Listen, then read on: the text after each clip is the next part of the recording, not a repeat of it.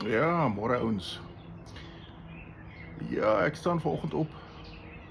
Besef nie is die 1 Mei nie. Werkersdag, die ou kommunistiese May Day. Baie ouer geskiedenis van die dag. Die kommuniste het destyds die ding oorgeneem, soos wat die linkses die kommuniste maar alles sal oorneem. En ja, ek lê in my bed en ek scroll deur TikTok en ek kom agter hoe verward ons volk eintlik op hierdie stadium is. Aan die een kant sit jy met linksere liberales wat alles afbreek, wat Afrikaner, boer is, net eenvoudig omdat dit is wat dit is. Hulle haat dit. Aan die ander kant sit ons met mense in ons eie volk wat voorgee om vir ons te wees, om ons mense te wees, maar hulle is net so ver weg, na my mening, en nie verder nie, as die linkses van wie ons eintlik is.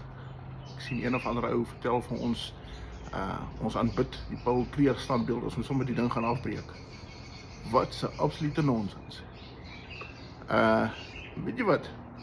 Ek dink dis hoogtyd dat ons as gewone, gematigde, regdenkende Afrikaners begin saam staan, en ek haat die woord saam staan, want dit impliseer hierdie ding van ons kan nie saam staan nie, nee, ons moet nie negatiewe dink nie.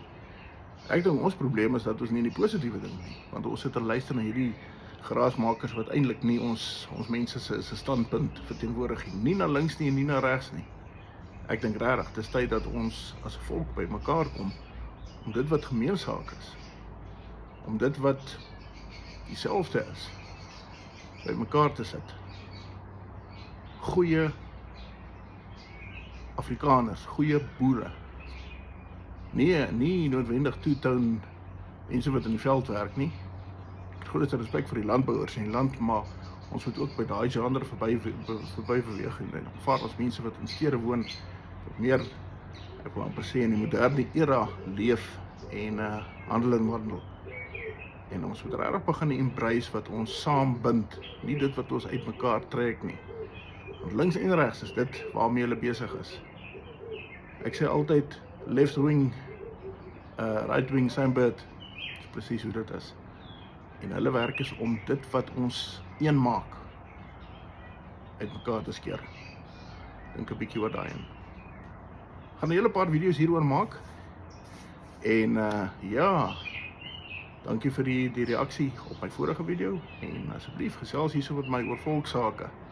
Kom ons bly weg van hierdie ding wat ons uit mekaar ruk. Regs, links, maak nie saak nie. Lekker dag vir julle.